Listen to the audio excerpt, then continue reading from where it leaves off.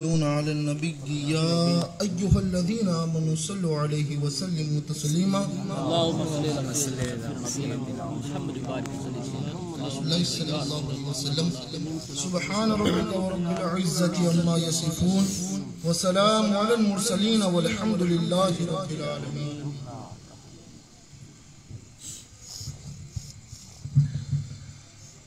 السلام علیکم ورحمۃ اللہ وبرکاتہ. وعلیکم السلام ورحمۃ اللہ وبرکاتہ.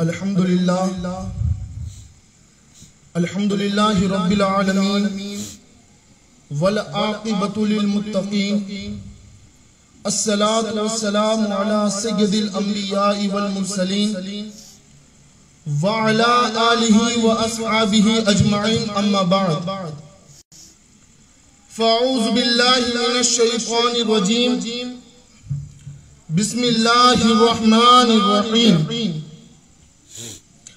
قال النبی صلی اللہ تعالی علیہ وسلم لا یؤمن احدکم حتی اکون احب الی من والدہ وولدہ والناس اجمعین.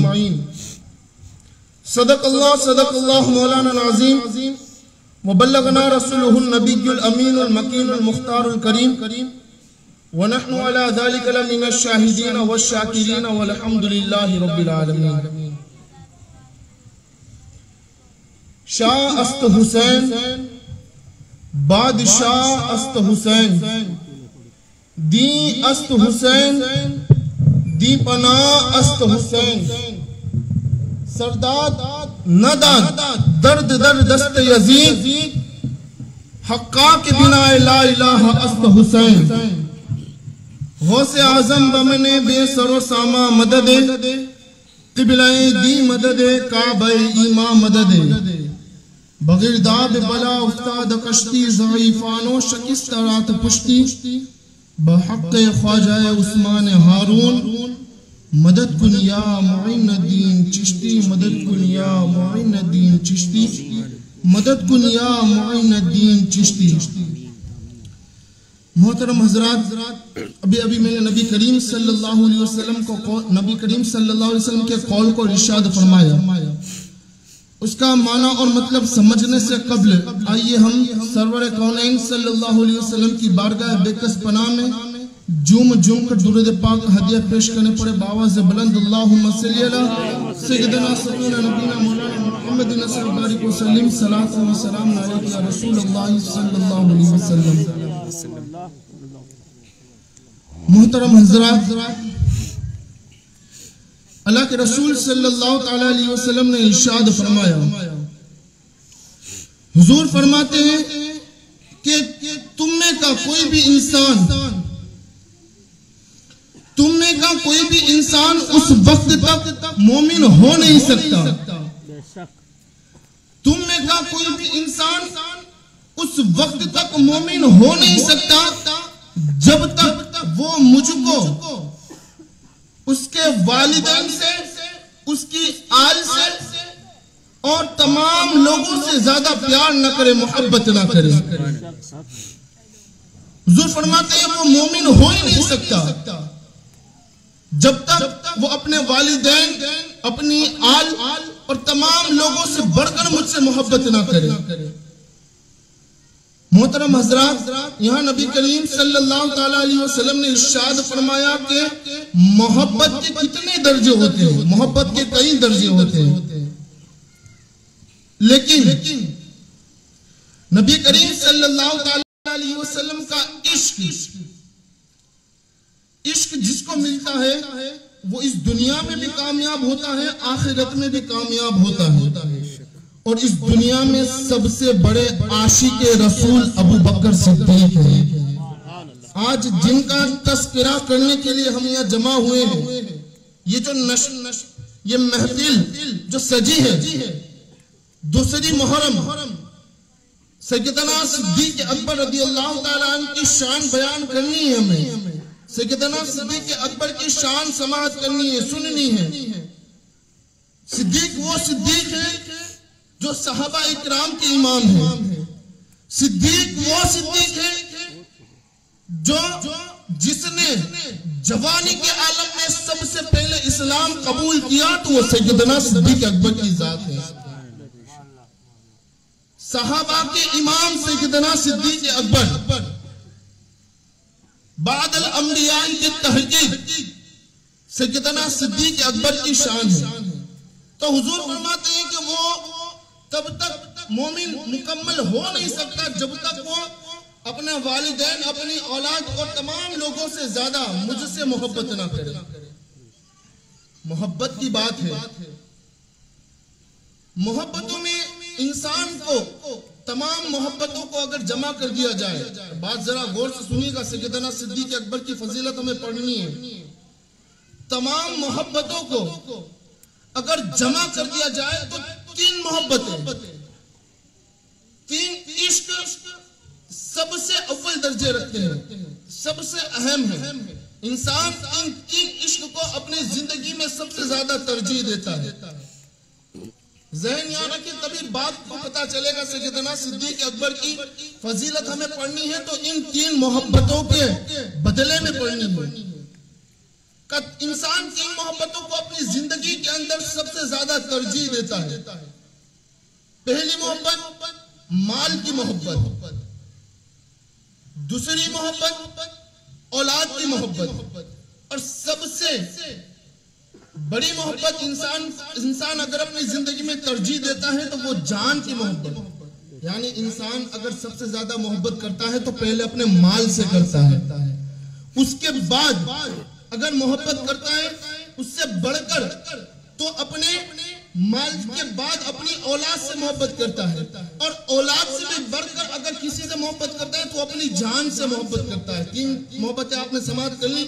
انسان 3 محبتوں کو اپنے دل میں سب سے زیادہ جگہ دیتا ہے. اب انہی 3 محبت کے بدلے میں ہمیں سیدنا صدیق اکبر کی سیرت سننی ہے کہ صدیق نے نبی کریم صلی اللہ تعالیٰ علیہ وسلم کی بارگاہ میں اپنے مال کو بھی قربان کیا، اپنی اولاد کو بھی قربان کیا، اور رہی بات اپنی جان کی تو اپنی جان بھی نبی پر نچھاور کر دی. سیدنا صدیق اکبر کی ہمیں شان پڑھنی ہے. اچھا 3 محبتیں میں نے بتائی، تینوں محبتیں کی میں تشریح کر دی کہ انسان سب سے زیادہ اپنے مال سے محبت کرتا ہے. کیسے؟ انسان مال کمانے کے لیے پوری زندگی لگا دیتا ہے، پوری زندگی. نہ وہ دھوپ دیکھتا ہے، نہ وہ گرمی دیکھتا ہے، نہ وہ ٹھنڈی دیکھتا ہے، نہ وہ بارش دیکھتا ہے. مال کمانے میں اس کی پوری زندگی چلی جاتی ہے. انسان مال کمانے کے اندر کسی کا غضب بھی، کسی کے مال کا غضب کر لیتا ہے تو کسی کا قتل کر کے مال کماتا ہے. مال کمانے میں پوری زندگی گزار دیتا ہے انسان. یہ مال کی محبت ہے. اللہ کلام مجید میں فرماتا ہے کہ اے لوگوں، یہ مال تمہیں اتنا برباد کر دے گا کہ تمہیں جہنم کی قدے کے اندر پہنچا دے گا. انسان مال کمانے کے لیے کسی حد تک پہنچ سکتا ہے انسان. اب مال کی باری آ گئی، انسان مال کمانے کے لیے کیا کیا کرتا ہے. دوسری جو مال سے زیادہ محبت کرتا ہے، کس سے؟ اپنی آل سے، اپنی اولاد سے. پوری زندگی انسان نے مال کمایا. بات ذرا غور سے سنی گا، اس کے بعد ہم سیدنا صدیق اکبر کی فضیلت شروع کرتے ہیں. انسان نے پوری زندگی پر مال کمایا.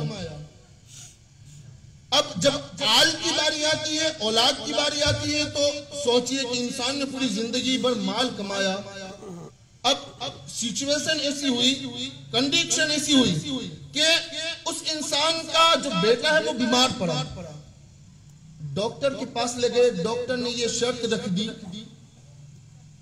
کہ آپ کا بچہ شدید طرح سے بیمار ہے. تب وہ انسان، اب سنیے گا، جس نے پوری زندگی پر مال کمایا ہے، تب وہ انسان کہتا ہے کہ ڈاکٹر اگر میری زندگی کی پوری جمع پونجی تجھے رکھنی ہے تو رکھ لے، لیکن میری اولاد کی زندگی کو بچا لے.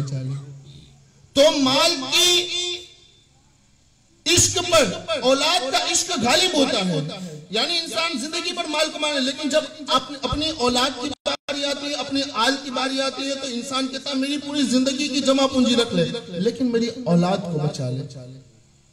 یہ اولاد کی محبت ہو گئی. اب آخری محبت، اپنی جان کی محبت. اس کی میں مثال دے دوں.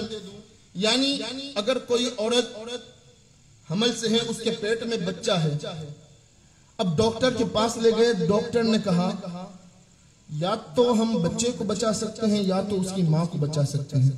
تو ظاہر سی بات ہے انسان کسے بچائے گا؟ انسان کہے گا کہ ماں کو بچا لو, ماں کی زندگی کو بچا لو.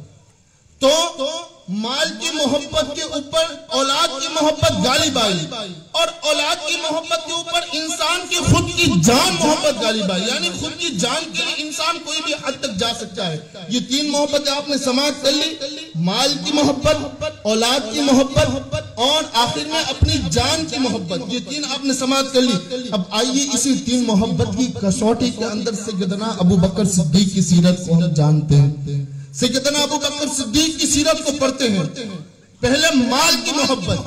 تو ابو بکر صدیق نے نبی کریم صلی اللہ تعالیٰ علیہ وسلم کی بارگاہ میں کس قدر اپنے مال کو وقف کیا. نبی کریم صلی اللہ علیہ وسلم کی محبت میں حضور کی بارگاہ میں کتنا مال لٹایا. مال کی محبت.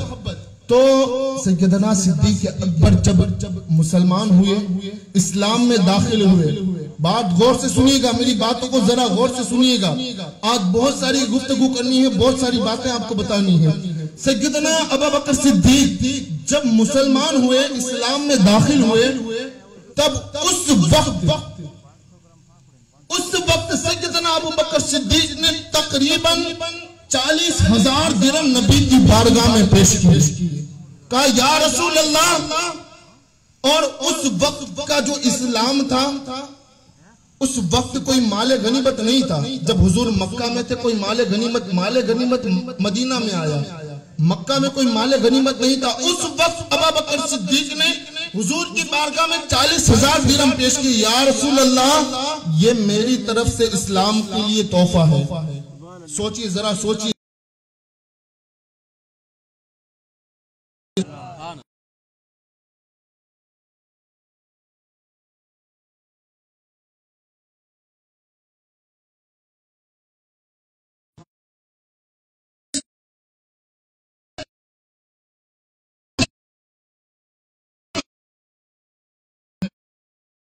چالیس ہزار درہم نبی کی بارگاہ میں پیش کی. یہ پہلی صورت ہے. آئیے اس سے اور زیادہ بڑھتے ہیں کہ حضرت ابو بکر صدیق نے اسلام کے لیے, نبی کے عشق کے لیے اپنے مال کو کس طرح قربان کیا. ابھی مال کی محبت چل رہی ہے, صرف مال کی کنڈیشن, مال کی محبت چل رہی ہے. اب ذرا سنیے ابو بکر صدیق نے نبی کی بارگاہ میں اپنا مال کیسے, حضور کی بارگاہ میں اپنے مال کو وقف کیا. سنیے, ایک روز نبی کریم صلی اللہ علیہ وسلم مکہ کی گلی سے گزر رہے تھے, دلوں پر ہاتھ رکھ کر عشق رسول لے کر بیٹھے. ذرا غور سے بات سنیے گا. رسول اللہ صلی اللہ علیہ وسلم مدینہ کی گلی سے کانے اور عاشق رسول کی آواز کی, جس کو ہم اپنے عقیدے میں بلال حبشی کہتے ہیں. اس بلال عاشق رسول کی آواز تھی. مدینہ کے کافر ظالم لوگ بلال پر کتنا شدت اور کتنا ظلم کیا گیا. سنیے ذرا, بلال حبشی کو آج ہم رسول اللہ کے عشق کے دعوے کرتے ہیں, لیکن عشق کی خاطر ہم لوگوں نے کیا کیا نبی کی بارگاہ میں.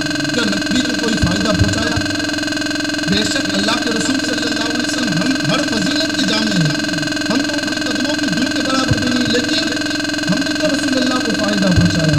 لیکن وہ صحابہ تھے, اتنا ظلم ہوا کہ حضرت بلال حبشی کو مدینہ مکہ کی گرم ریت کے اوپر ننگے کر کے لیٹایا جاتا اور ان کے سینے کے اوپر پتھر رکھ دیا جاتا, اور حضرت بلال حبشی کو چابک لے کر مارتے اور کہتے بلال اس نبی کی اطاعت چھوڑ دے, اس نبی کی فرما برداری کو چھوڑ دے, اس نبی کا راستہ چھوڑ دے, اس خدا کو ماننا چھوڑ دے. بلال کہتے, وہ عاشق رسول, دیکھو اس کو کہتے بلال کہتے, چاہے اس دل سے جان نکل جائے, روح نکل جائے, لیکن نبی کا صدقہ اور نبی کا قدم کبھی نہیں چھوڑیں گے. اور بلال کی زبان پر ایک ہی صدا ہوتی, آحد آحد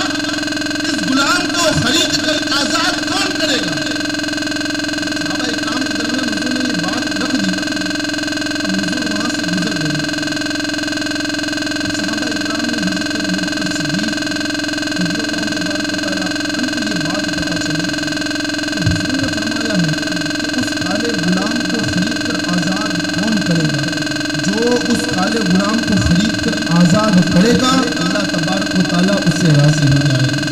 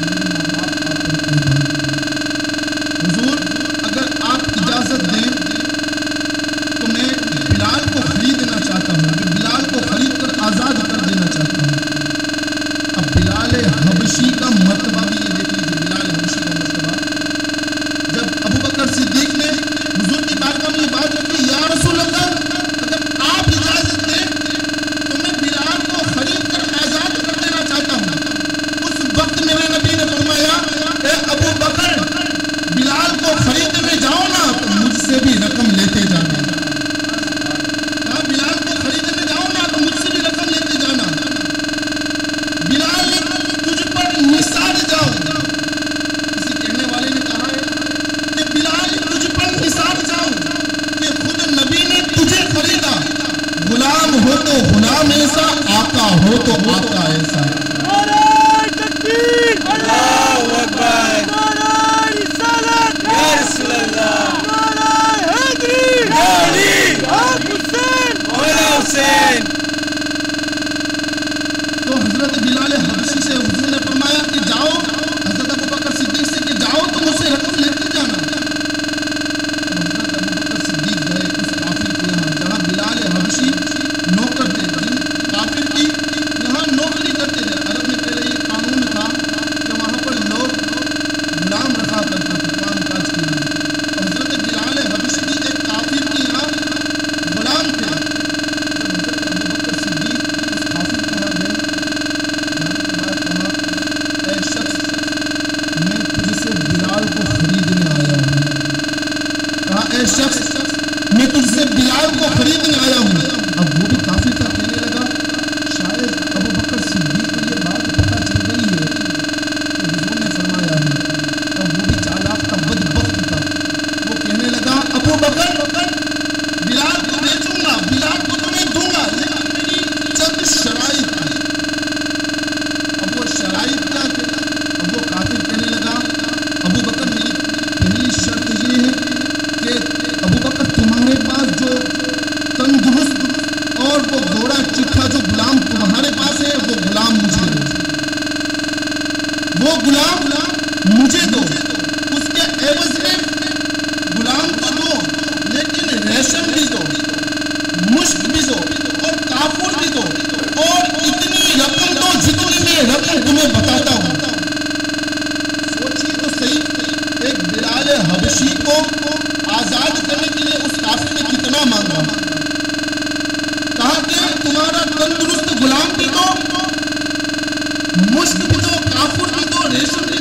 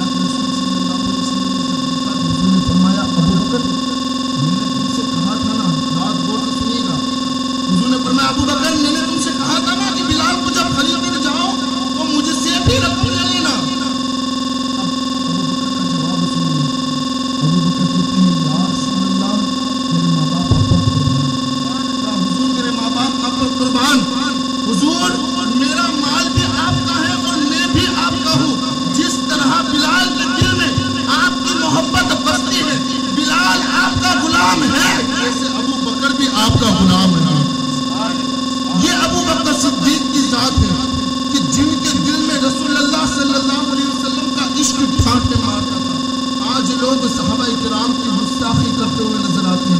کس منہ سے صحابہ کی گستاخی کرتے ہو؟ ابو بکر کی شان گھٹاتے ہو. ارے ابو بکر صدیق تو وہ صدیق ہیں. صدیق وہ صدیق ہیں جن کی صداقت کی گواہی تو میرا خدا دیتا ہے. اللہ رب العزت نے کلام مجید میں فرمایا ہے کہ اے میں بابا فرما دو میں اس سے راضی ہو گیا. اب ذرا سوچئے تو صحیح مسلمانوں، ہم خدا کو راضی کرنے کے لیے کیا کچھ نہیں کرتے. سجدے میں دیتے ہیں، کلام مجید پڑھتے ہیں، ہر نیک کام کرتے ہیں. کس بنا پر؟ تاکہ خدا ہم سے راضی ہو جائے. یہی ہماری نیت ہوتی ہے. بتاؤ نا، یہی نیت ہوتی ہے نا ہماری، کیا کہ خدا ہم سے راضی ہو جائے. لیکن وہ خود خدا ہو کر فرماتا ہے کہ اے ابو بکر میں تم سے راضی ہو گیا. یہ ابو بکر صدیق کی ذات ہے. یہ حضور کی بارگاہ میں خراج عقیدت پیش کیا، حضور کی بارگاہ میں اپنا مال قربان کر دیا. اسی پر بس نہیں کیا، بڑی ذمہ داری سے ایک بات عرض کر دوں کہ یہ جو مسجد نبوی کی جو زمین ہے، اس زمین کو خریدا بھی ابو بکر صدیق نے. آج جس مسجد پر ہم نماز پر مسجد نبوی میں جا کر نماز پڑھتے ہیں، جو حج کر کے آئے ہیں، ان لوگوں کو پتا ہے اس مسجد نبوی میں کی زمین کو ابو بکر صدیق نے خریدا ہے. یہ ابو بکر صدیق کی ذات ہے. تو بڑی ذمہ داری سے عرض کرنا، ذرا غور سے سنیے گا کہ وہ مسجد نبوی کی زمین تمام زمینوں سے افضل، وہ مسجد نبوی کی زمین کعبے سے افضل، وہ مسجد نبوی کی زمین جنت سے افضل. تو سوچئے اس مسجد نبوی کی زمین کا یہ شان ہے کہ وہ جنت سے افضل ہو سکتی ہے. تو جس نے اس زمین کو خریدا ہے، اس ابو بکر کی شان کا عالم کیا ہوگا. یہ ہے ابو بکر صدیق کی شان. اسی پر بس نہیں، ابو بکر صدیق نے حضور کی بارگاہ میں اپنا مال کس طرح سے پیش کیا. ابو بکر صدیق کی شان سننے کے لیے بیٹھے ہیں تو ذرا سبحان اللہ بول دیا کریں، اس لیے کہ یہ سالار صحابہ ہے، صحابہ کے امام ہے. یہ نبی کے موجودہ حال میں حضور نے فرمایا تھا کہ میرے بعد اگر مصلی امامت پر اگر کوئی چڑھے گا تو وہ ابو بکر صدیق. یہ ابو بکر صدیق ہے. درود پاک پڑھ لیں، اللہم صلی علی سیدنا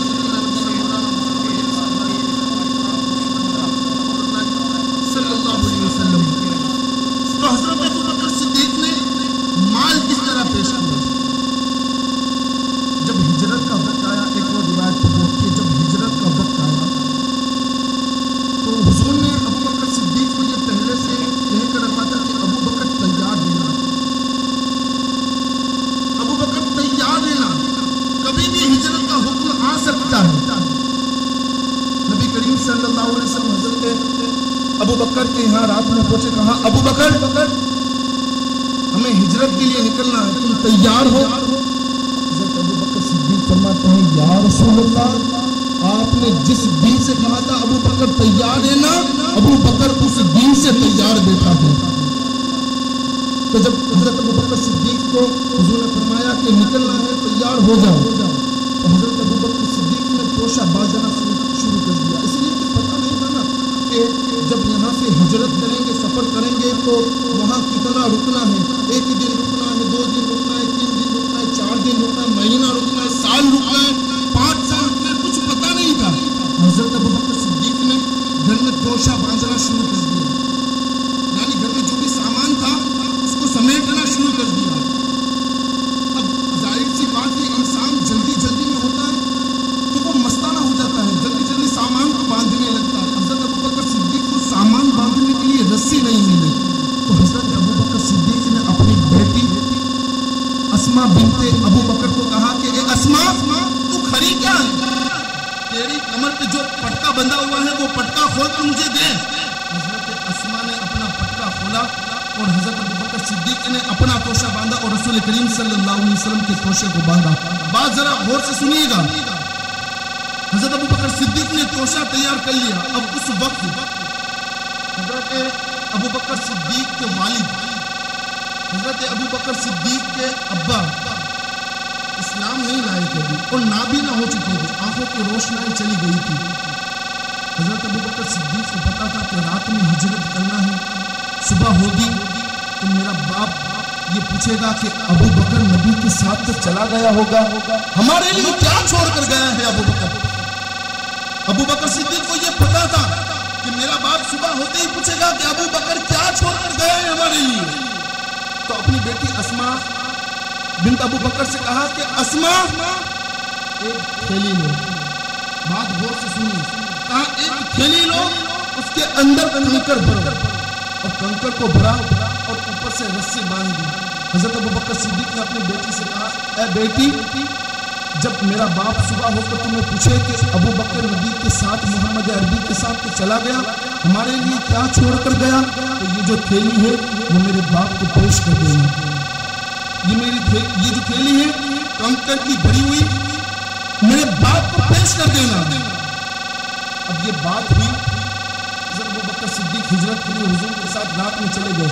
صبح ہوئی، حضرت ابو بکر صدیق کے جو والد تھے ابا، انہوں نے پوچھا کہ ابو بکر تو چلا گیا ہوگا اپنے محبوب کے ساتھ محمد عربی کے ساتھ، ہمارے لیے کیا چھوڑ کر گیا ہے ابو بکر۔ اسما بنت ابو بکر نے وہ جو تھیلی تھی وہ حضرت ابو بکر صدیق کے والد کے سامنے رکھ دی۔ اب حضرت ابو بکر کے والد جو تھے وہ تھیلی کو چیک کرنے لگے کہ اندر کیا ہے، لیکن یہ بتایا نہیں، صرف تھیلی رکھ دی، ہاتھوں سے ادا، نابینا تھے، پتا تو نہیں کہ اندر کیا ہے۔ اب خدا کا یہ کرنا تھا، خدا کا یہ بتانا تھا کہ وہ جو صدیق باپ ہے، اس باپ کی جو بیٹی ہے وہ بھی صدیقہ ہے۔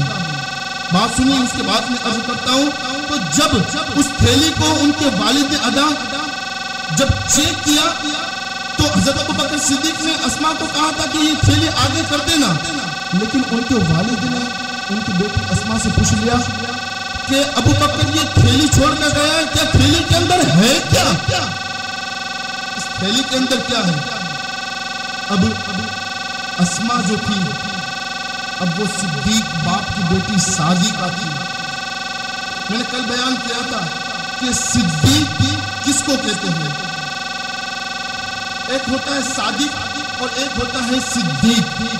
صادق اس کو کہتے ہیں، جیسے کہ آپ تمام لوگ یہاں پر آ کر بیٹھے ہیں، یہ بات واضح ہے، تو یہ بات یقیناً ہے کہ آپ تمام لوگ یہاں پر آ کر بیٹھے ہیں، یہ صادق ہے۔ یہ بات کہی جا سکتی ہے کہ اس پنڈال میں تمام عاشقان اہل بیت بیٹھے ہیں، یہ بات صادق ہے۔ صدیق کس کو کہتے ہیں کہ جو بات اپنے منہ سے کہے اور وہ کام یقیناً ہو جائے، اس کو صدیق کہتے ہیں، اس کو صدیق کہتے ہیں۔ تو اب وہ صدیق باپ کی صادقہ بیٹی تھی۔ جب ابو بکر صدیق کے والد نے پوچھا کہ اس تھیلی کے اندر کیا ہے، تو اسما جو تھی، اسما نے سوچا کہ اگر میں بتا دوں گی کہ اس کے اندر کنکر ہے تو میرے بابا ابو بکر صدیق نبی کے ساتھ جو ہجرت کر کے گئے ہیں، اس کا راز مدینہ کے لوگوں پر آیا ہو جائے گا، مدینہ کے لوگوں پر کھل جائے گا اور وہ نبی کو جا کر تکلیف پہنچائیں گے۔ کہا میں اس راز کو کھول تو نہیں سکتی، اسی لیے اس صادقہ بیٹی نے کہا کہ میرا باپ ابو بکر اس تھیلی کے اندر درہم چھوڑ کر گیا ہے۔ کیا بات کو سنیے گا غور سے، اس صادقہ بیٹی نے کیا کہا، میرا باپ ابو بکر اس تھیلی کے اندر درہم چھوڑ کر گیا ہے۔ بس اس صادقہ بیٹی کا یہ کہنا تھا کہ خدا کا یہ کرنا ہوا کہ جب اس بیٹی نے کہا نا، صادقہ سچی بیٹی نے کہا کہ اس میرے باپ نے اس تھیلی کے اندر درہموں کو چھوڑا ہے، خدا نے یقیناً ان پتھروں کو درہم کے اندر تبدیل کر دیا۔ سوچیں یہ صادقہ بیٹی کی شان ہے، تو اس کے باپا صدیق اکبر کی شان کا عالم کیا ہوگا۔ یہ ہے سیدنا صدیق اکبر، اس طرح اپنے مال کو نبی کی بارگاہ میں قربان کرتے رہے۔ درود پاک پڑھے، اللہم صلی علی سیدنا بارک وسلم۔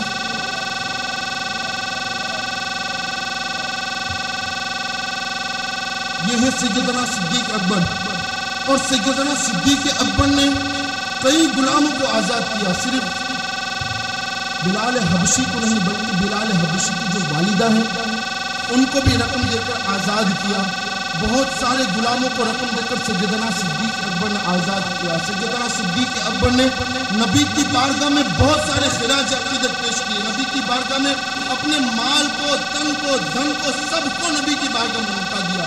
یہ ہے سیدنا صدیق اکبر، یہ سیدنا صدیق اکبر کی شان ہے۔ اب آئیے دوسری شان سنتے ہیں، ہمیں اپنی گفتگو کو مکمل بھی کرنا ہے، وقت کی بھی گنجائش ہے، تو آئیے دوسری شان سنتے ہیں کہ دوسری شرط عشق کی کون سی میں نے بتائی تھی؟ پہلی مال کی محبت، اور دوسری محبت اولاد کی محبت۔ جب اولاد کی محبت آتی ہے نا تو اچھے سے اچھے انسانوں کا دل جو پتھر کا ہوتا ہے نا وہ بھی پگھل کر موم کی طرح ہو جاتا ہے جب اولاد کی بات آتی ہے۔ تو سیدنا صدیق اکبر نے اپنی اولاد کو نبی کی بارگاہ میں کس طرح سے قربان کیا، اولاد کی محبت۔ لوگ سیدنا صدیق اکبر پر یہ تانا زنی کرتے ہیں کہ سیدنا صدیق اکبر کی شان کو گھٹاتے ہیں۔ صدیق کی ذات تو وہ ذات ہے جن کو میرے علی نے صدیق کہا ہے، جن کو میرے علی نے صدیق کہا ہے، اور یہاں بس نہیں بلکہ امام زین العابدین نے بھی سیدنا صدیق اکبر کو صدیق کہا ہے، امام باقر نے بھی صدیق کہا ہے، امام جعفر صادق نے بھی صدیق کہا ہے۔ جب نبی کی آل کے امام سیدنا صدیق اکبر کو صدیق کہتے ہیں تو یہ جو لوگ صدیق کی شان گھٹاتے ہیں کس منہ سے گھٹاتے ہیں؟ ارے قرآن نے جن کے بارے میں اہل بیت کے بارے میں فرمایا ہے کہ ان کو میں نے پاک اور صاف کر دیا، اہل بیت کی شان کوئی گھٹا نہیں سکتا، وہ اہل بیت اپنی زبان سے اقرار کرتے ہیں، یعنی سیدنا صدیق اکبر کو صدیق کہتے ہیں۔ تو جو لوگ شان گھٹانے والے ہیں وہ کس منہ سے سیدنا صدیق اکبر کی شان گھٹاتے ہیں؟ امام جعفر صادق، امام جعفر صادق کون؟ امام جعفر صادق ہیں۔ آئیے اہل بیت کے ایک شہزادے کا ذکر چھڑ گیا ہے تو آئیے اہل بیت کے ایک شہزادے کا ذکر کیا جائے، طرف کے بولیے سبحان اللہ۔ ذرا حسینی طبیعت لے کر بیٹھے ہیں تو حسین کی طرح مچل کر بولیے کہ سبحان اللہ، اس لیے کہ سبحان اللہ بولنے سے مولا کریم ہمارے نامہ اعمال میں نیکیاں تو عطا کرتا ہے، لیکن ہماری اس دل کی جو مرادیں، جو نیک جائز تمنا ہے نا وہ بھی پوری فرما دیتا ہے۔ سبحان اللہ بول دیا میری بات، اس لیے کہ یہ ان آقاؤں کا ذکر ہو رہا ہے، یہ ان آقاؤں کا ذکر ہو رہا ہے جن کی تصدیق تو خود خدا کا کلام کہتا ہے، ان آقاؤں کا ذکر ہو رہا ہے۔ تو امام جعفر صادق کا ذکر چھڑ گیا ہے۔ امام جعفر صادق کی ذات کون سی ذات ہے؟ ذرا دلوں کے کانوں سے سنیے۔ امام جعفر صادق کی شان یہ ہے، ذات یہ ہے کہ سنی صحیح العقیدہ کا سب سے بڑا امام، امام اعظم ابو حنیفہ، جن کے مسلک پر ہم اور آپ نماز پڑھتے ہیں، امام اعظم ابو حنیفہ اس امام جعفر صادق کی جوتی سیدھی کرتے ہوئے نظر آتے ہیں، وہ امام جعفر صادق۔ اور اس سے بڑھ کر کہوں بہل الدانا، آپ نے بہت باری نام سنا ہوگا، مجذوب تھے بہل الدانا، وہ بہل الدانا خود بھی امام جعفر صادق کی جوتی سیدھی کرتے ہیں۔ یہ امام جعفر صادق کا مرتبہ ہے۔ آئیے ان کا تذکرہ چھیڑ گیا ہے، ایک روایت میں بتاؤں، اس کے بعد ہم اپنی گفتگو کی طرف چلتے ہیں کہ امام جعفر صادق کی بارگاہ میں ایک شخص آیا اور آنے کے بعد کہتا ہے اے امام، بابو غور سے سنیے گا اس لیے کہ ہمارے خاندان کے آبا و اجداد کا ذکر ہو رہا ہے۔ کہا اے امام جعفر صادق، پڑوسی تھا، کہنے لگا میں آپ کو اپنا مکان بیچنا چاہتا ہوں، اس سے امام جعفر صادق سے، اس کے بدلے میں آپ مجھے کیا دیں گے؟ امام جعفر صادق نے کہا کہ تو مجھے یہاں گھر دے دے، میں امام جعفر صادق تجھے جنت میں محل عطا فرماؤں گا۔ کہا میں تجھے جنت میں محل عطا فرماؤں گا۔ ارے سوچئے تو صحیح، بہل الدانا جو مجذوب ہو کر جو میرے امام جعفر صادق کی جوتی سیدھی کرتے ہیں وہ جنت بانٹ سکتے ہیں، تو جن کی جوتی سیدھی کرتے ہیں وہ امام جعفر صادق نہیں بانٹ سکتے جنت؟ یقیناً بانٹ سکتے ہیں۔ تو کہنے لگا اے امام میں آپ کو اپنا گھر بیچنا چاہتا ہوں، آپ مجھے کیا دیں گے؟ امام جعفر صادق کہتے ہیں کہ تو مجھے یہاں دنیا میں گھر دے گا، میں تجھے جنت کا محل عطا فرماؤں گا۔ امام جعفر صادق نے وہ دستخط کر دی، اب گھر لے لیا، اب حج کے ایام آیا، امام جعفر صادق حج کو نکل گئے۔ جب حج کو نکلے، اب ماحول جب وہ جو شخص تھا جس کے پاس امام جعفر صادق نے وہ جو گھڑی لیا تھا، اس کی طبیعت بگڑی، طبیعت ناساز ہو گئی۔ اب جیسے طبیعت ناساز ہوئی، اس کا انتقال ہو گیا۔ اب جیسے میرے امام جعفر صادق جب حج سے لوٹے نا، تو وہ جو تمام لوگ تھے، اس کے گھر والے، وہ جو شخص تھا وہ تو محب اہل بیت آئی، وہ تو محب اہل بیت ہی تھا، لیکن گھر والوں کی نیت میں تھوڑی سی خلبلی نظر آتی تھی۔ امام کے بارگاہ میں حاضر ہوئے، امام جعفر صادق کی بارگاہ میں کہنے لگے اے امام جعفر صادق، آپ نے ہمارا گھر لے لیا ہے، کوئی رقم ادا نہیں کی؟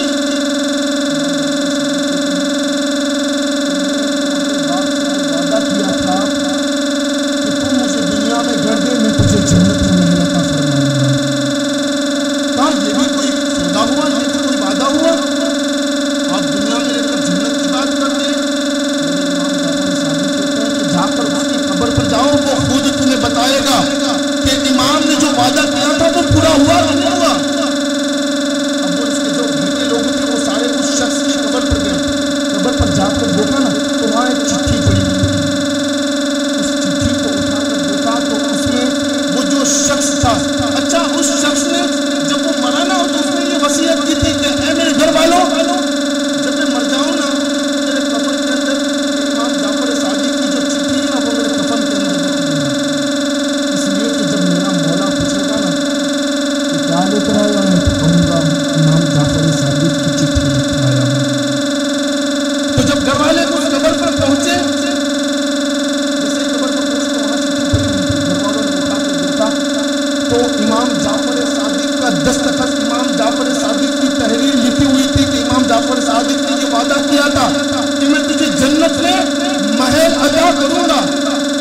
یہ تو ایک صفحے پر تھا، جب ان لوگوں نے اس دوسرے صفحے کو پھیرا تو اس دوسرے صفحے کے اوپر وہ جو شخص مر گیا تھا اس کی تحریر تھی، اور وہ کہہ رہا تھا اس صفحے کے اوپر کہ اے میرے گھر والوں، جو امام نے وعدہ کیا تھا کہ یقیناً میں تجھے جنت میں محل عطا کروں گا، یقیناً خدا نے امام کی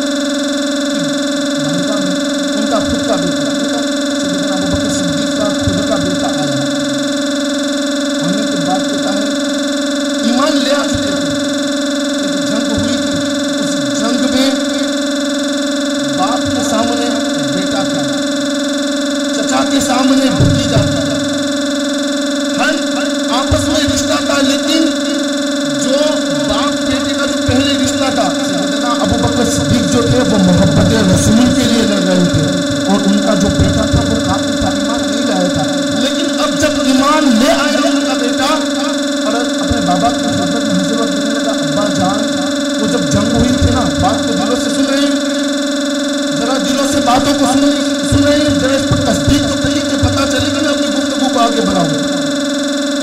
کہا بابا جان وہ جو جنگ ہوئی تھی نا، اس جنگ میں میں آپ کے پیچھے سے آیا تھا، پیچھے سے، اور کئی بار آپ میری تلوار کی نوک پر آئے، لیکن بابا جان میں نے آپ کو باپ سمجھ کر چھوڑا. کہا نا، حالانکہ ایمان لے آئے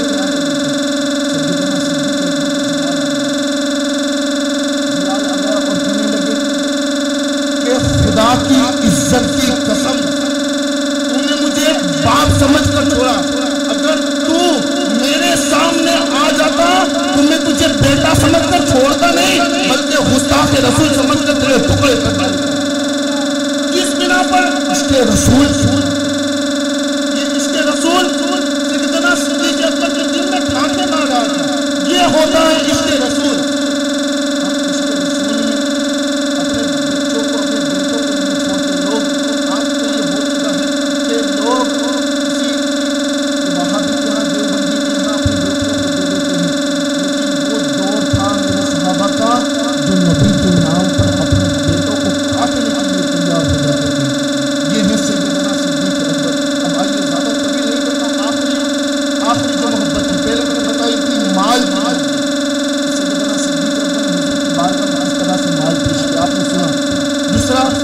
مال سے بڑھ کر انسان کے لیے اولاد کی محبت. صدیق کے نزدیک اولاد سے زیادہ رسول کی محبت اہمیت رکھتی ہے. اب آخر میں آتے ہیں خود کی جان کی محبت. جان کی محبت انسان اگر سب سے زیادہ کسی سے محبت کرتا ہے تو اپنی جان سے محبت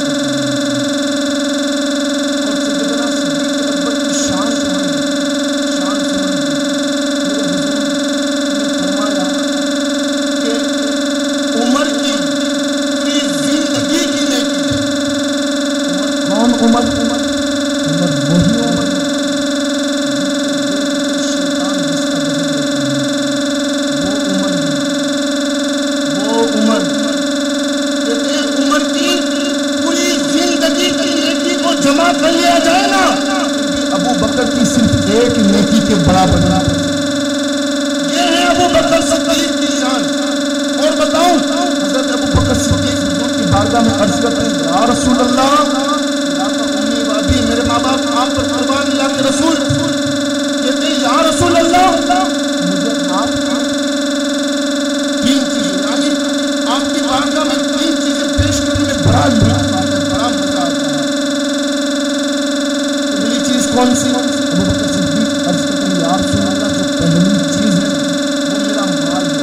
مجھے یہ تمنا ہوتی ہے، یہ ذوق ہوتا ہے کہ میں سارا مال میرے نبی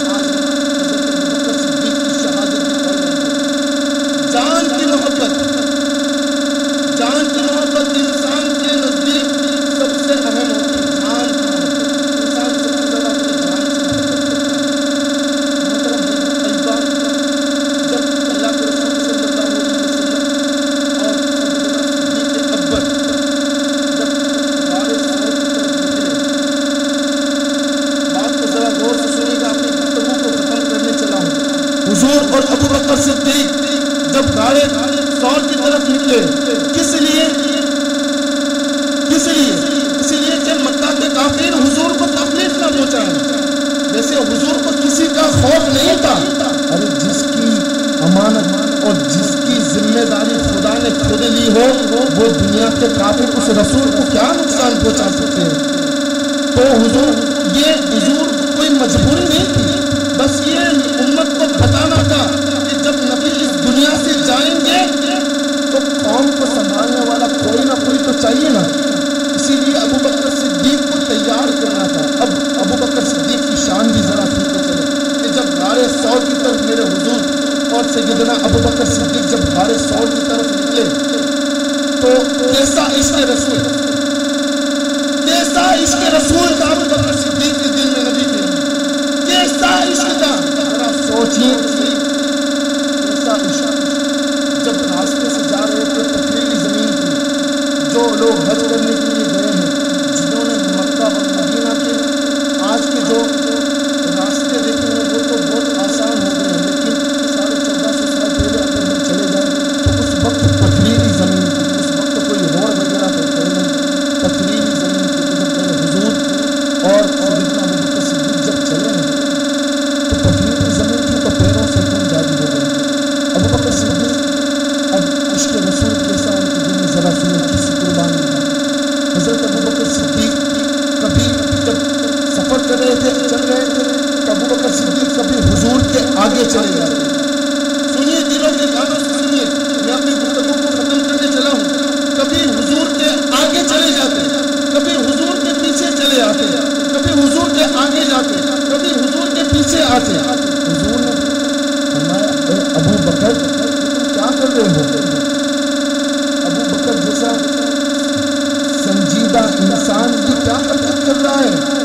حضرت ابو بکر صدیق نے کہا یا رسول اللہ مجھے آپ کی فکر ہے، مجھے آپ کی فکر ہے. ہم چلے ہیں مکہ کی جو کافر ہیں وہ آپ کو تکلیف پہنچانے کا ارادہ رکھتے ہیں.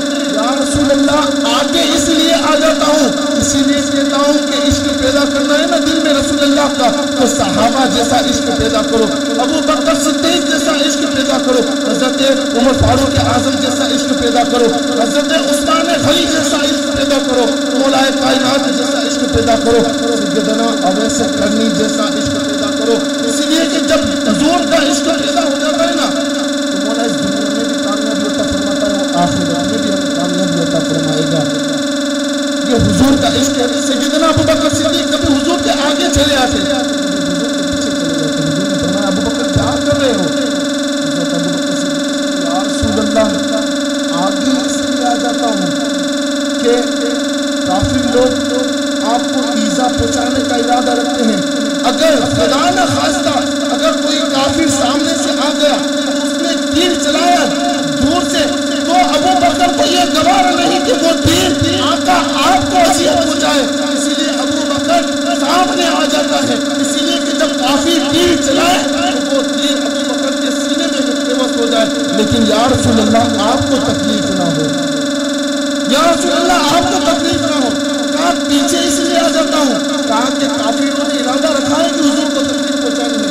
اگر ہمیں کافر ڈھونڈتے ڈھونڈتے پیچھے سے آ گئے، اگر آپ پر پیچھے سے حملہ کیا تو ابو بکر کی پیٹھ پر وہ حملہ ہوگا. یا رسول اللہ آپ پر حملہ نہیں ہوگا، آپ پر حملہ نہیں ہوگا. یہ ابو بکر صدیق کی شان ہے. اب اور سنو، جب حضرت ابو بکر صدیق اور حضور صلی اللہ تعالیٰ علیہ وسلم جب غار ثور کی طرف چلے، غار ثور کی طرف چلے تو وہ غار ثور جو لوگ حج کر کے آئے ہیں، جنہوں نے غار ثور دیکھا ہے ان لوگوں کو پتہ ہوگا کہ غار ثور کتنا اونچا ہے، کتنا اونچا ہے. اب حضرت ابو بکر صدیق نے دیکھا کہ میرے حضور کے پاؤں سے خون نکل رہا ہے. حضرت ابو بکر صدیق نے حضور کو آپ اپنے کندھوں پر اٹھایا. مسلمانوں سوچو تو صحیح، قرآن جن کی شان میں نازل ہو، قرآن جن کی شان میں نازل ہو، جن فرشتے جن کی آواز سننے کے لیے عرش سے فرش پر آتے ہیں، وہ میرے حضور ابو بکر کے کاندھوں پہ نظر آتے ہیں. اور حضور بیٹھے ابو بکر کے کاندھوں پر کس طرح چلا کے حضور نے اپنے دونوں زان ابو بکر کے کاندھوں پہ رکھے اور حضور کے جو پیر تھے وہ پیر انور حضرت ابو بکر کے سینے پہ یہاں تھے. حضرت ابو بکر صدیق نے ذرا سوچیے، جو لوگ مزدوری کرتے ہیں بوجھ اٹھاتے ہیں ان لوگوں کو پتہ ہوگا، ایک ہوتا ہے بوجھ لے کر کھڑا رہنا، ایک ہوتا ہے مجھے لے کر چڑھے نہ، جو لوگ مزدوری کرتے ہیں ان لوگوں کو بخوبی یہ پتا ہوگا، لیکن ابو بکر صدیق نے حضور کو اپنے کاندھوں پر بٹھایا، کیسے؟ حضور کے دونوں پاؤں حضرت ابو بکر صدیق کے سینے کے اوپر نظر آ رہے تھے۔ حضرت ابو بکر صدیق جب وہ غار سور کی طرف اوپر چل رہے تھے تو حضرت ابو بکر صدیق کی یہ جو پگ تھے وہ جواب دے گئے، وہ تھک جاتے، حضرت ابو بکر صدیق تھک جاتے۔ سنیے، حضرت ابو بکر صدیق تھک جاتے۔ صوفیاء نے اپنی کتاب میں لکھا ہے جب بھی ابو بکر صدیق تھکتے تو اللہ کے رسول صلی اللہ علیہ وسلم کے طلبوں کو دیکھ لیا کرتے، کہا طلبوں میں اس قدر کھو جاتے کہ غار سور کب آیا ابو بکر کو پتہ نہ چلا۔ یہ ہوتا ہے عشق رسول، یہ ہوتا ہے عشق رسول۔ عشق رسول کا دعویٰ نہ کرو، عشق رسول بیدا بیدا، عشق رسول میں خدا کی بارگاہ میں آؤ سر جھکاؤ، یہی عشق رسول ہے۔ چہرے پر یہ داڑھی سجاؤ، یہی عشق رسول ہے۔ حسن اخلاق کرو، یہی عشق رسول ہے۔ جب حضرت ابو بکر صدیق حضور کو لے کر غار سور کی طرف بڑے، غار سور آ گیا، اب ابو بکر صدیق کی زندگی میں یہ عادت مبارکہ تھی کہ وہ کبھی بھی حضور سے آگے نہیں بڑھتے تھے۔ بات غور سے سنیے، ابو بکر صدیق کبھی بھی حضور سے آگے نہیں بڑھتے تھے، لیکن جب غار سور کے قریب پہنچے نا، حضرت ابو بکر صدیق نے حضور سے فرمایا، یا رسول اللہ آپ ذرا باہر پھیریے، میں جا کر پورے غار کا معائنہ کرتا ہوں، اندر کوئی بھی ایسی چیز موزی جانور وغیرہ ہوگا تو میں اس کو باہر نکال دیتا ہوں، کوئی دھول وغیرہ ہوگا تو میں اسے صاف کر دیتا ہوں۔ یا رسول اللہ آپ پھر آنا، آپ پھر آنا۔ تقریباً 72 سوراخ تھے، 72 چھید تھے۔ اب صوفیاء نے اپنی کتاب میں لکھا ہے، آپ نے واقعہ 1000 بار سنا ہے، صوفیاء لکھتے ہیں کہ اس غار کے اندر، غور سے سنیں، اس غار کے اندر 2 عاشق رسول تھے۔ اس غار کے اندر 2 عاشق رسول تھے، ایک تو ابو بکر صدیق تھے، دوسرا کون تھا؟ ایک تو حضرت ابو بکر صدیق تھے ہی، اور دوسرا کون تھا عاشق رسول؟ اب ذرا اس بات کو یہیں پر روک دیتے ہیں، آئیے پھنسی کرتے ہیں۔ حضرت سلیمان علیہ السلام، کون؟ حضرت سلیمان علیہ السلام کو اللہ نے یہ پاور، یہ عظمت اور یہ پاور دیا تھا کہ سلیمان علیہ السلام جانوروں کی زبان سمجھتے تھے، جانوروں سے بات کیا کرتے تھے۔ حضرت سلیمان علیہ السلام ایک روز آقا علیہ السلام کی فضیلت پڑھ رہے تھے کہ سلیمان علیہ السلام کا اور حضور کے درمیان بہت سارا وقفہ ہے، بہت سارا وقفہ۔ حضرت سلیمان علیہ السلام کو حضور سے ہزاروں سال پہلے آئے ہیں۔ حضرت سلیمان اس وقت میرے نبی کے قصیدے پڑھتے تھے، میرے نبی کا ذکر پڑھتے تھے، میرے نبی کی شان سنا رہے تھے۔ تو پتہ چلا کہ یہ جو ہم نبی کی سیرت پڑھتے ہیں، نبی کی شان پڑھتے ہیں، یہ کسی اور کا طریقہ نہیں بلکہ یہ انبیاء کرام کا طریقہ ہے، یہ انبیاء کا طریقہ ہے نبی کی شان بیان کرنا۔ تو حضرت سلیمان علیہ السلام نبی کی شان بیان کر رہے تھے۔ اس وقت اس مجلس میں ایک سانپ تھا، جس کو عربی بھاشا میں اژدہا بھی کہا جاتا ہے۔ ایک سانپ تھا، وہ سانپ حضرت سلیمان علیہ السلام کی ساری گفتگو سن رہا تھا۔ جب مجلس ختم ہوئی نا تو سانپ سلیمان علیہ السلام کی بارگاہ میں آیا اور آنے کے بعد کہتا ہے، اے اللہ کے نبی سلیمان، آپ ابھی جس کا ذکر کر رہے تھے میں ان سے ملاقات کرنا چاہتا ہوں۔ کیا کہنے لگا وہ صاحب؟ کہا سلیمان آپ جس کا ذکر کر رہے تھے نا میں اس کی زیارت کرنا چاہتا ہوں۔ سلیمان علیہ السلام نے فرمایا کہ ایک اژدہا کے ساتھ ان کو آنے میں کبھی بہت سارا وقت ہے۔ کہا سلیمان علیہ السلام نے بتایا کہ وہ مکہ میں پیدا ہوں گے اور مدینہ کی طرف ہجرت کریں گے۔ کہا تو ان سے ملاقات کرنا چاہتا ہے نا تو اس رخ کی طرف چلا جا۔ اب وہ سانپ وہاں سے چل گیا۔ زمانہ گزرتا گیا، زمانہ گزرتا گیا، زمانہ گزرتا گیا، صدیاں گزر گئی۔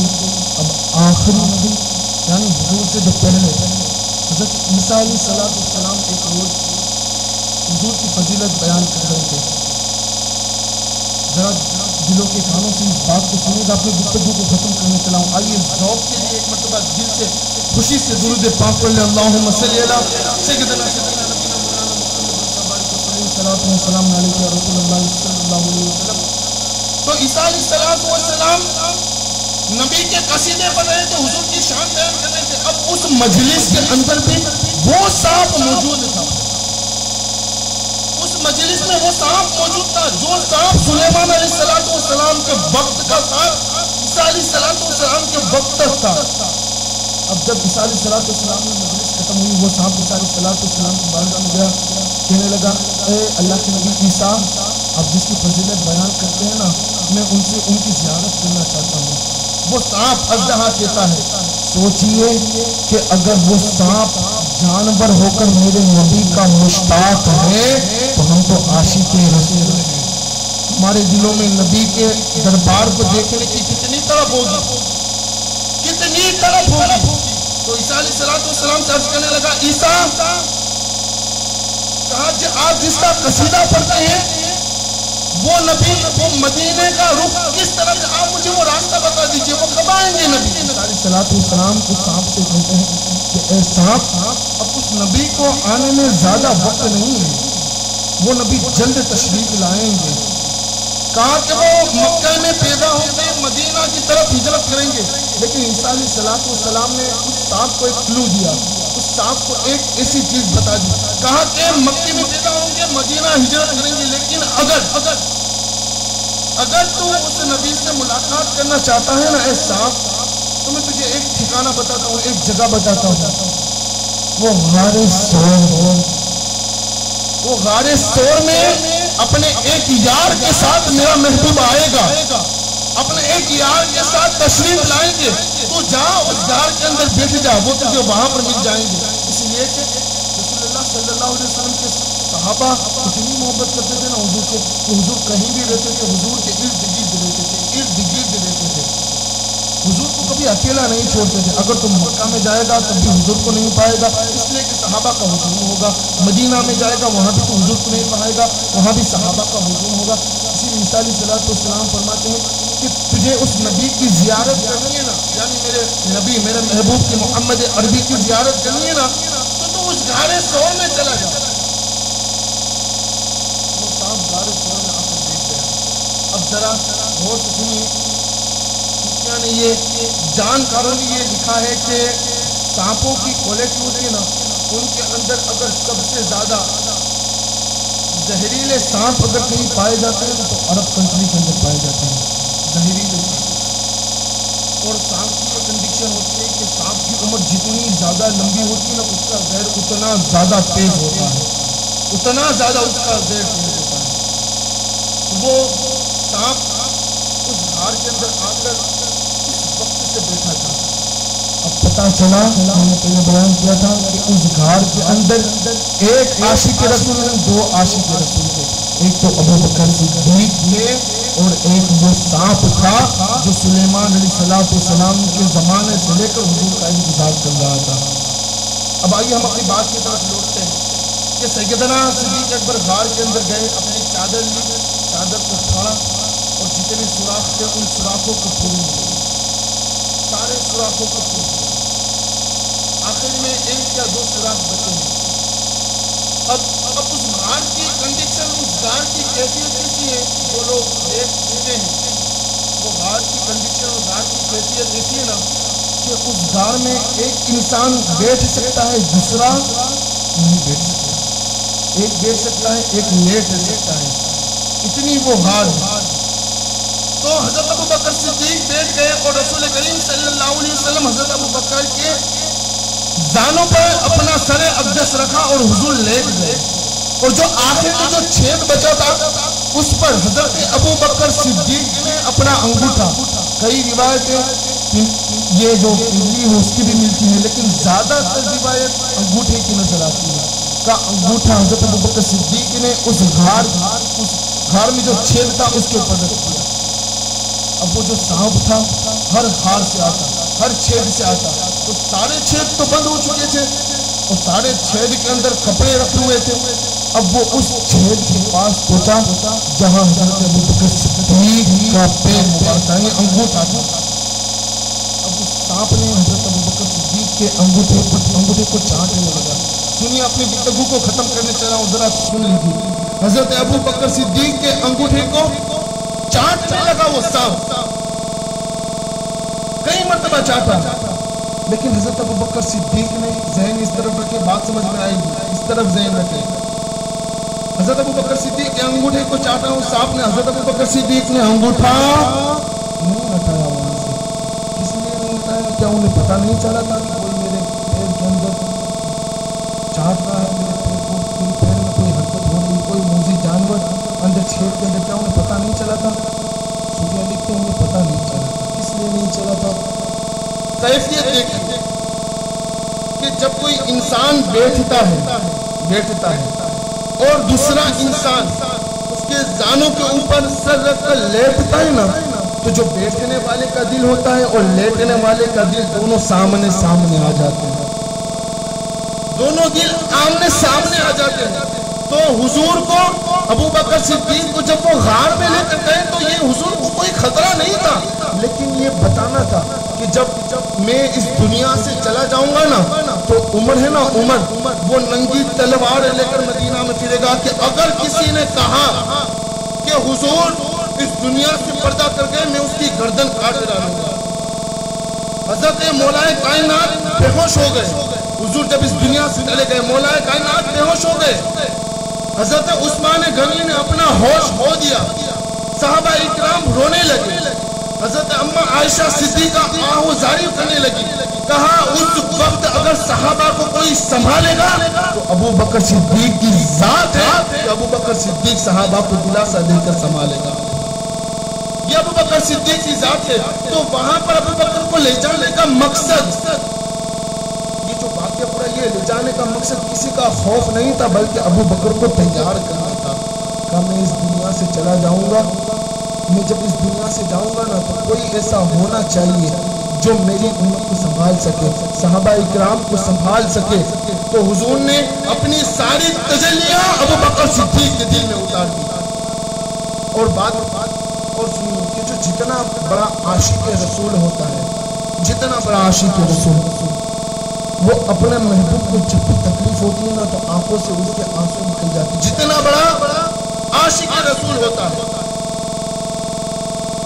ابوبکر صدیق سے زیادہ بڑا عاشق رسول بتاؤ تو صحیح کون تھا؟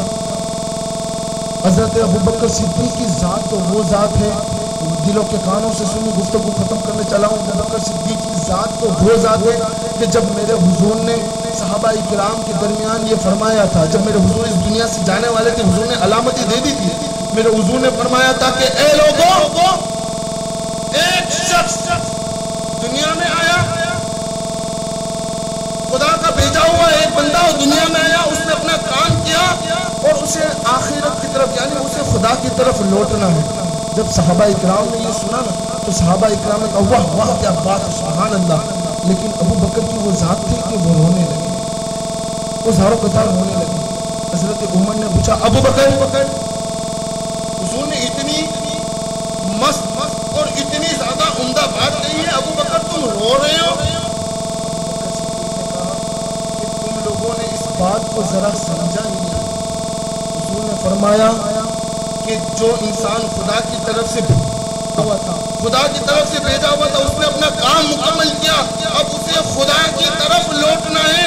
تم سمجھے نہیں کہ حضور اب ہمیں چھوڑ کر جانے والے ہیں؟ تو ابوبکر صدیق جتنا بڑا عاشق ہوتا ہے نا، وہ اپنے محبوب کی جب اسی بات سنتا ہے نا تو زاروں قطار رونے لگتا ہے۔ یہ ابوبکر صدیق تھے، لیکن حضور کو پتا تھا کہ میرے صحابہ اکرام ہوش کھو دیں گے تو سنبھالنے والا کوئی اور نہیں بلکہ ابوبکر صدیق کی ذات ہوگی، ابوبکر صدیق کی ذات ہوگی۔ تو حضرت ابوبکر صدیق، آئیے لوٹتے ہیں ہم اپنی گفتگو کی طرف کہ ابوبکر صدیق کے پیر میں اس سانپ نے چاٹا، ابوبکر صدیق نے وہاں سے پیر نہیں ہٹایا، ابوبکر صدیق نے پیر نہیں ہٹایا۔ جب سانپ مجبور ہو گیا نا تو تقریباً اس نے 70 مرتبہ حضرت ابوبکر صدیق کے پیر میں ڈس لیا. 70 مرتبہ حضرت ابوبکر صدیق کے پیر میں وہ سانپ نے ڈسا. لیکن حضرت اس عاشق رسول نے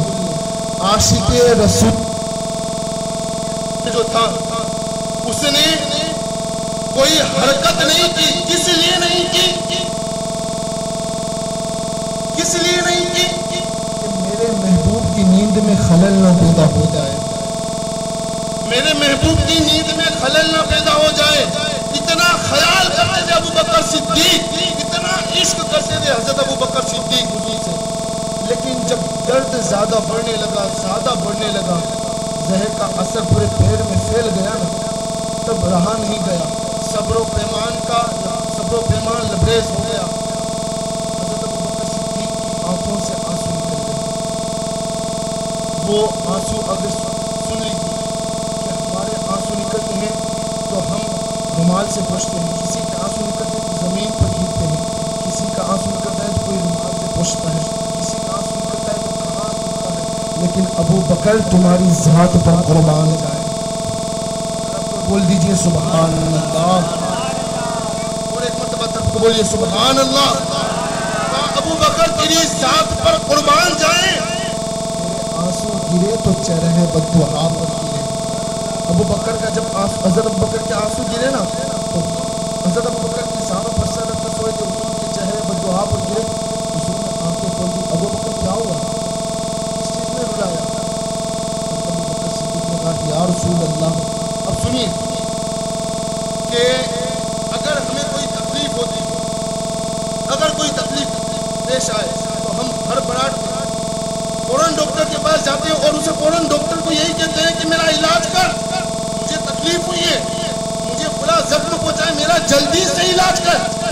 تب کوئی یہ نہیں دیکھتا کہ کیا ہوا ہے, کیسے ہوا ہے, بس تو میرا علاج کر. ابو بکر تمہاری عظمتوں پر قربان جائیں. ابو بکر تمہاری ذات پر قربان جائیں. اللہ کے رسول نے پوچھا نا ابو بکر کیا ہوا, کس چیز نے رلایا؟ حضرت ابو بکر صدیق کہتے ہیں یا رسول اللہ میرے ماں باپ آپ پر قربان. کہتے ہیں میرے ماں باپ آپ پر قربان یا رسول اللہ. سانپ نے کاٹ لیا ہے. میرے حضور نے اب زیادہ طویل نہیں کرنا, حضور نے اپنا لعاب نکالا. لعاب کی شان تو آپ لوگوں کو میں نے حال بتائی ہے مسجد میں. تو حضور کا لعاب کیا شان والا لعاب ہے. حضرت حضور نے لعاب نکال کر حضرت سیدنا صدیق اکبر کے پیروں میں لگایا تو سیدنا ابو بکر صدیق کو شفا مل گئی. یہ لعاب مصطفیٰ ہے. لیکن کہتے ہیں نا کہ زہر لوٹ کر واپس ضرور آتا ہے. زہر لوٹ کر.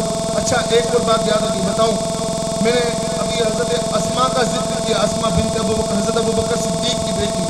انہوں نے ابو بکر صدیق کے والد کو کہنا یہ گوارا کیا کہ اس کے اندر درہم ہے, تو خدا نے درہم کو, پتھر کو درہم سے بدل دیا. اب سنیے کہ باپ کی پرورش بچوں کے اندر نظر آتی ہے. جملہ سن لیجیے, اس کے بعد ہم اپنی گفتگو پر جاتے ہیں کہ باپ کی صحبت اولاد کے اوپر نظر آتی ہے. اگر باپ جھوٹا ہے تو اولاد کے اندر بھی تھوڑے سے آسان نظر آتے ہیں.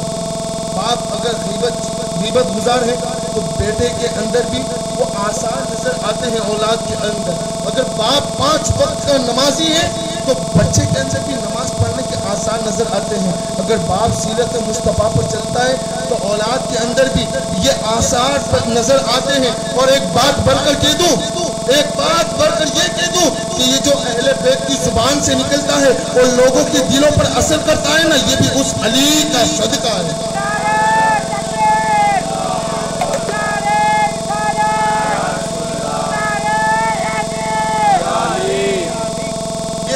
علی کا, حسین کا صدقہ ہے کہ آج جو بھی اہل بیت کی زبان سے نکلتا ہے لوگوں کے دلوں پر اثر کرتا ہے.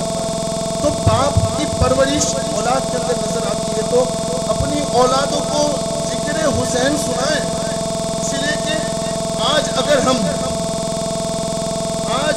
اگر ہم اپنی اولادوں کو ذکر حسین نہیں سنائیں گے نا تو ہماری اولاد کہیں اور جاتی ہوئی نظر آئے گی. رسول اللہ کی سیرت پڑھائیں, اس لیے کہ آج رسول کا عشق ہماری اولادوں کے دلوں میں نہیں پیدا ہوا نا تو ہماری اولاد کہیں اور لیے اپنی اولاد کو مسجدوں میں لاؤ, اپنی اولاد کو محفلوں میں لاؤ. اگر وہ مولا حسین کا ذکر سنیں گے نا, کربلا کی محبت ان کے دل میں پیدا ہوگی, یقیناً کربلا کی محبت پیدا ہوگی. تو حضور سے آئیے گفتگو کی طرف لوٹے. حضور نے لعاب لگایا, ابو بکر صدیق کو شفا مل گئی. لیکن جب حضرت ابو بکر صدیق کی جو وفات ہوئی نا, تو اس زہر کی وجہ سے انسان کا جو زہر تھا, زہر لوٹا. حضرت ابو بکر صدیق علیل ہوئے, بیمار ہوئے اور اسی حالت میں دنیا سے گئے. اچھا ایک اور بات بتاؤ, حضرت ابو بکر صدیق نے یہ وصیت کی, اور جو لوگ ابو بکر صدیق کو, صحابہ اکرام کو اور اہل بیت کے درمیان جو یہ فاصلہ پیدا کرتے ہیں نا, ان کی باتوں پر نہ جائیں, ان کی باتوں پر نہ جائیں جو صحابہ اکرام کی شان کو گھٹاتے ہیں. ابو بکر صدیق نے, آپ لوگوں کو پتا ہوگا, جو موت کے عالم میں ہوتا ہے نا, جو جس کی روح قبض ہونے والی ہوتی ہے, وہ اس وقت سب سے زیادہ اعتماد, سب سے زیادہ اسی شخص کو بلاتا ہے جس پر سب سے زیادہ بھروسہ ہوتا ہے. آپ لوگوں کو پتا ہے نا, موت کے وقت وہ آدمی یا وہ شخص اسی پر بھروسہ کرتا ہے جس پر سب سے زیادہ اعتماد ہوتا ہے. تو ابو بکر صدیق نے کس پر اعتماد کیا تھا پتا ہے؟ ایسا کہ ابو بکر صدیق نے علی کو بلایا, علی کو بلاؤ. مولا کائنات حاضر ہوئے, کہا علی. ان دونوں کی محبت کی مثالیں بہت ساری ہیں, اگر بیان کروں تو بہت زیادہ وقت طویل چلا جائے گا.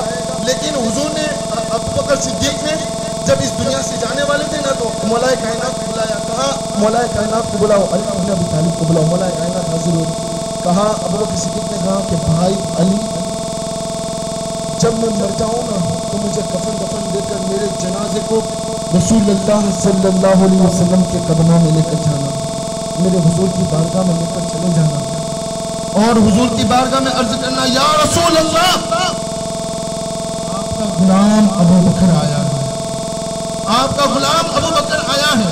حضور اگر اجازت دیں, ابو بکر صدیق یہ اپنی آخری وصیت کر رہے ہیں مولا کائنات سے کہ اگر حضور اجازت دیں تو مجھے حضور کے قدموں میں مدفن کر دینا, دفن کر دینا. لیکن اگر حضور کی طرف سے کوئی اجازت نہ ملے تو مجھے جنت البقیع میں دفن کر دینا. مسلمانوں یہ ذرا بات سن لیجیے, کیا کہا ابو بکر صدیق نے کہ اگر حضور اجازت دیں, حضور اجازت دیں تو مجھے اندر دفن کرنا. یعنی ابو بکر صدیق بھی یہ عقیدہ رکھتے ہیں کہ تو زندہ ہے واللہ, تو زندہ ہے واللہ, میرے چشم عالم سے چھپ جانے والے. یعنی جو کہتے ہیں نا کہ نبی مر کر وفات پا کر مٹی میں مل گئے, نہیں, ابو بکر صدیق بتاتے ہیں کہ میرے حضور آج بھی قبر انور میں زندہ ہے, آج بھی قبر انور میں زندہ ہے. ابو بکر کہتے ہیں کہ علی, جب حضور کی طرف سے اجازت ملے نا تو مجھے حضور کے قدموں میں مدفن کر دینا, دفن کر دینا.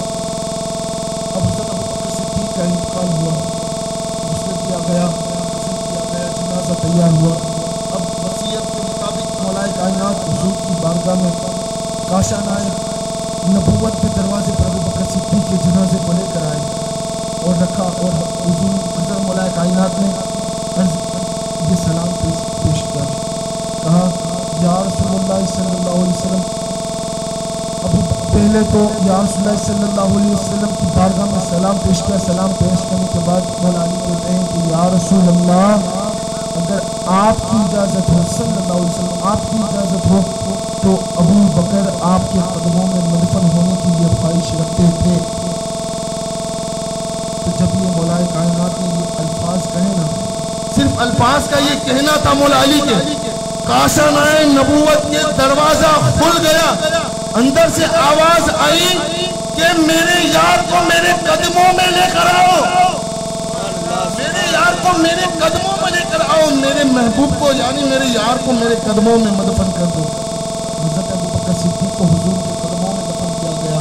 یہ ہیں سیدنا صدیق اکبر, جن کی شان. آخر میں آپ لوگ اگر اجازت دیں تو ایک اور روایت پڑھ دیں, ایک روایت, اس کے بعد اپنی گفتگو کو ختم کر دوں گا. اس لیے کہ ابو بکر صدیق کی شہادت ہم نے پڑھی, کل حضرت عمر فاروق اعظم کی سیرت پڑھنی ہے, شہادت پڑھنی ہے. جیسے جیسے دن گزرتے جائیں گے, ہمیں کربلا کی طرف بھی جانا ہے, تو کل حضرت عمر فاروق اعظم کی سیرت پڑھنی ہے. ایک بات عرض کر دوں, ایک بات, آخری بات, ذرا دلوں کے کانوں سے سن لیجیے. ایک مرتبہ درود پاک پڑھیں, اللہم صلی علی سیدنا مولانا محمد. اگر سننے کے ذوق میں ہیں تبھی میں یہ روایت پڑھوں. سن رہے ہیں آپ؟ تو چلو میں روایت پڑھتا ہوں, سنیے. ایک مرتبہ نبی کریم صلی اللہ علیہ وسلم اپنے حجرے میں آرام فرمائے. اپنے حجرے میں اما عائشہ کے حجرے میں حضور بیٹھے ہوئے. آخری بات, اما عائشہ کے حجرے میں بیٹھے ہوئے. اب حضرت اما عائشہ وہاں سے حضور بڑی خوشی میں تھے, بڑی خوشی میں تھے, حضور خوش مزاج میں تھے. جب اما عائشہ کو دیکھا نا تو حضور نے فرمایا عائشہ عائشہ آج مجھ سے جو پوچھنا ہے وہ پوچھو, جو مانگنا ہے وہ مانگو, میں تمہیں عطا کر دوں. اما عائشہ, ہم مومنوں کی ماں اما عائشہ نے کہا کہ آج تو حضور بڑے خوش مزاج میں ہیں, آج حضور کی طبیعت بڑی خوش ہے. تو آج حضور نے فرمایا ہے. اب اما عائشہ سوچ میں پڑی کیا مانگوں, یہ مانگوں تو یہ چھوٹتا ہے, یہ مانگوں تو یہ چھوٹتا ہے, یہ مانگوں تو یہ چھوٹتا ہے. اما عائشہ اسی کیفیت میں اسی مستی میں تھی.